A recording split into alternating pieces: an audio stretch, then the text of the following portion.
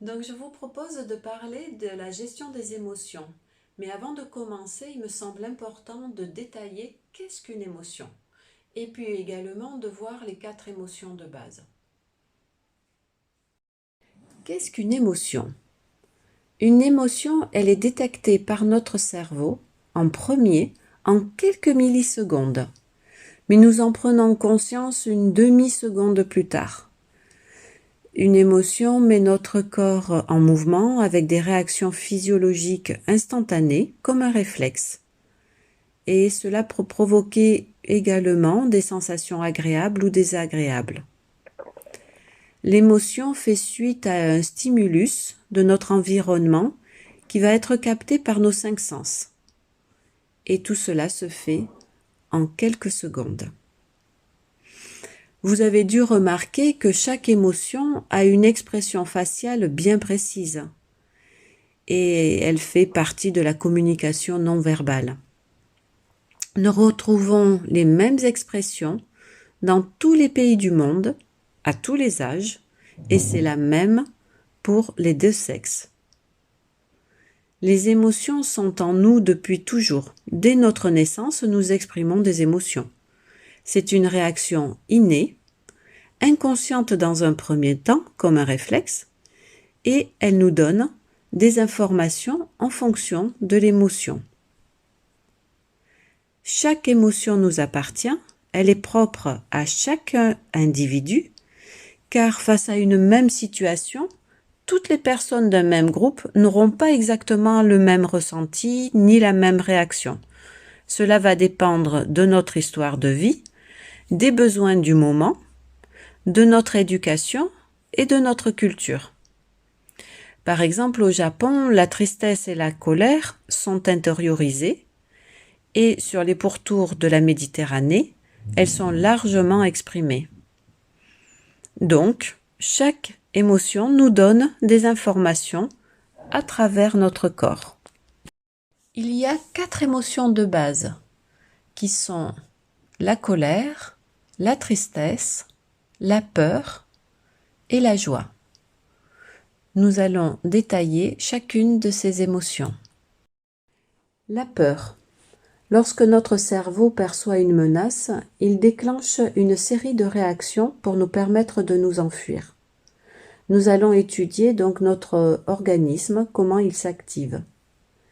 La fréquence cardiaque s'accélère ainsi que la respiration, donc les poumons se gonflent, pour permettre aux jambes d'être alimentées en oxygène plus rapidement. Et le flux sanguin diminue au niveau des intestins, ce qui va ralentir considérablement la digestion. Le foie se met à produire du sucre pour apporter de l'énergie aux muscles en cas de fuite. Tout le haut du corps est tendu et nos 5 sens sont en éveil. Du fait de la menace, il va y avoir sécrétion d'adrénaline au niveau du système nerveux central et au niveau des glandes surrénales, qui permet l'accélération du rythme cardiaque et la dilatation des bronches, ainsi que des pupilles. 8% de nos peurs sont fondées sur du concret. Tout le reste, c'est soit une peur face à une nouveauté, soit une peur irréelle, c'est-à-dire qu'elle est liée au futur. Nous ne sommes plus du tout dans l'instant présent. Et avec une projection mentale extrêmement sophistiquée. Dans ces cas-là, nous devenons souvent des excellents metteurs en scène, mais c'est également un mécanisme d'empêchement. Lorsque nous ressentons de la peur, le message de cette émotion, c'est la prudence, la protection ou la fuite si besoin. Face à une nouvelle situation, elle peut nous permettre de nous dépasser et de ce fait d'avoir du plaisir à affronter de la nouveauté. En résumé, la posture du corps, c'est soit la fuite ou se cacher. Le mouvement du corps, c'est d'aller loin d'eux. Et le besoin, c'est d'être protégé. La colère. Lors de la colère, notre cerveau réagit comme pour la peur. Il sent une menace. De ce fait, lorsque nous avons des colères trop fréquentes, notre corps est en hyperactivité et la sécrétion de cortisol prend le relais de l'adrénaline. Et ça va entraîner une diminution des globules blancs et du coup du système immunitaire. Notre colère peut déclencher également dans notre cerveau un ensemble de réactions qui va envoyer plus de sang au niveau du cortex et de ce fait nous ne maîtrisons plus la situation et nos idées peuvent se troubler. Donc si nous réagissons dès les premiers signes de notre corps, la colère va nous permettre de mettre des limites et de défendre nos valeurs, ainsi que notre espace vital. De ce fait, c'est une émotion qui est le garant de son identité et de son intégrité. Ce qui est important, c'est d'agir tôt, dès les premiers signes, de façon à ne pas se laisser submerger et permettre ainsi à notre corps de ne pas s'affaiblir et entraîner des problèmes de santé. La rage vient de la frustration, d'un sentiment d'impuissance qui engendre violence et accusation de l'autre. Et l'agressivité est un comportement lié à une pulsion. Donc c'est important de faire la différence entre colère, rage et agressivité. En conclusion, l'information est un signal d'attaque face à une menace. Donc le mouvement du corps et le fait d'aller contre, de façon à faire respecter ses valeurs et ses limites. Tout cela a pour objectif de répondre à un besoin qui est d'être respecté. La tristesse. Ce que l'on peut observer chez une personne triste, ce sont des sanglots dans la voix. La création de larmes qui permet d'évacuer des hormones de stress.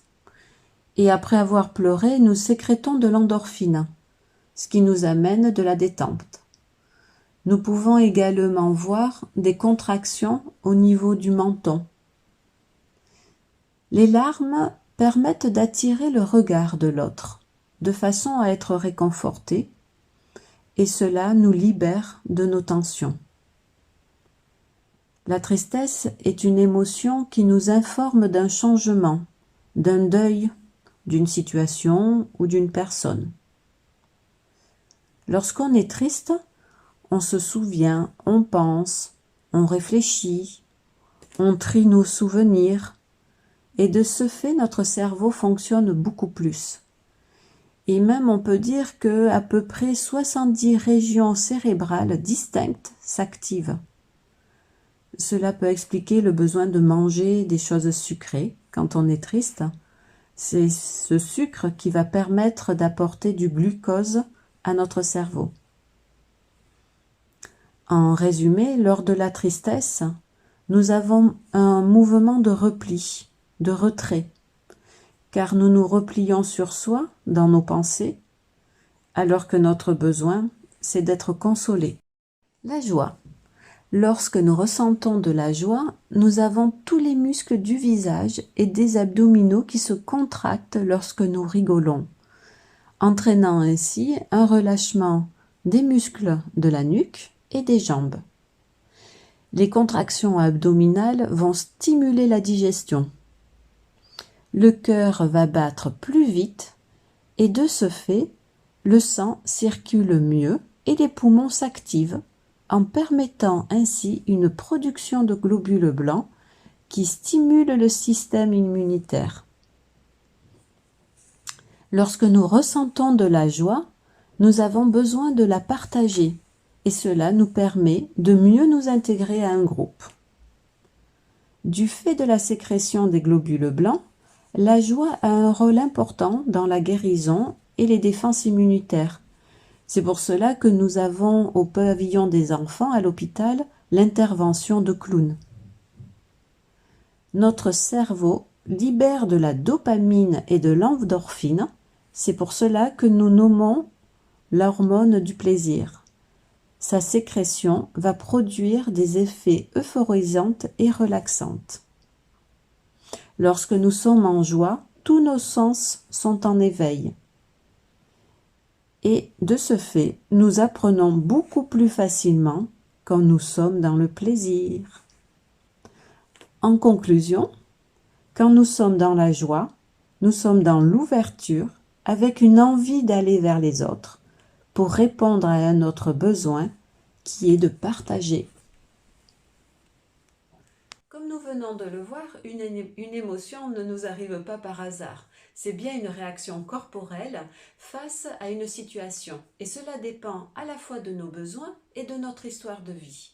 Ce qui me semble important de garder en mémoire, c'est qu'une émotion, elle est juste, elle nous appartient. Et que l'autre en est le déclencheur. Donc, elle est utile puisqu'elle nous donne des informations.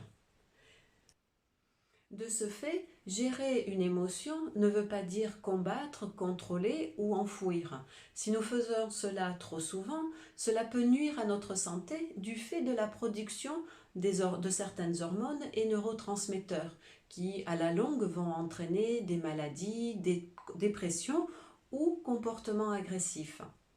Donc, gérer une émotion, c'est plutôt déjà accepter de les ressentir, mais aussi apprendre à les reconnaître, parce que parfois il peut y avoir une émotion à la place d'une autre, et entendre leur message de façon à pouvoir passer à l'action.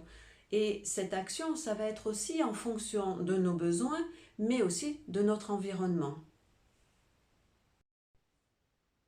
En conclusion, le fait de ne pas être submergé par une émotion va nous permettre de réfléchir et de se demander qu'est-ce que cela va apporter. Est-ce que c'est réellement le moment d'intervenir?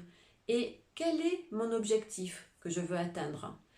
Et pour moi, c'est bien cette connexion avec soi qui va nous permettre de mieux se sentir avec les autres tout en tenant compte de nos besoins.